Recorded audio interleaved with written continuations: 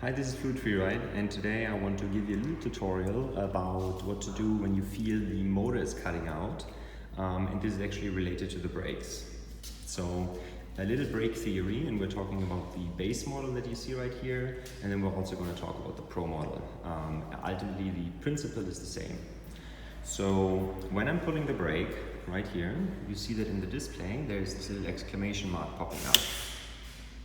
Now it's gone because I let go of the brake. This exclamation mark ultimately tells the controller that the brake line is pulled, and it will activate the electric braking if it's turned on, and it would also deactivate the throttle so you can pull the brake and hit the gas at the same time. That makes sense.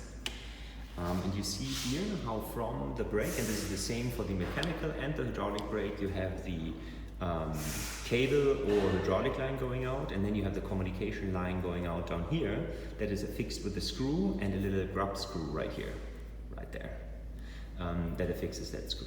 So in rare cases, what can happen, and I'm going to show you this on the Pro model because it's just happening. Let's quickly turn it off. Now let's turn it on. You see, everything looks good. Now, no exclamation mark here. Now I'm pulling the brake. You see how the exclamation mark comes up.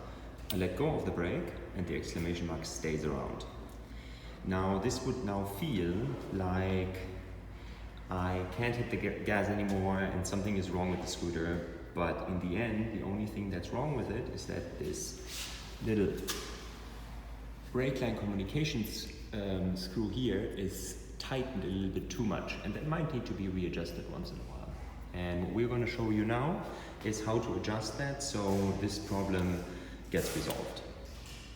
Okay, so you see how on the display the exclamation mark is still there despite the fact that I've let go of the brake, and I've tested before that it is actually the left brake that we need to adjust, and I'm going to show you how. So down here you see the communication line that goes into the brake, and the communication line ties in with a screw like this, and that screw is affixed with a little grub screw. So if you want to mess around with it, the first thing we want to do is open up the grub screw just with a 3mm Allen bolt. You can open it up a little. This ultimately only holds this screw in place so it doesn't become loose. And then what we're going to do, we're going to use a 5/16 wrench, and we will slowly, you can even use your fingers, slowly remove this one.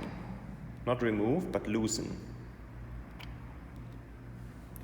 And while we're doing that, we can watch the display here, and now you see I've just loosened it and the exclamation mark disappeared. So let's try again. I'm pulling the brake, exclamation mark is still sticky, so we're going to loosen this just a little more.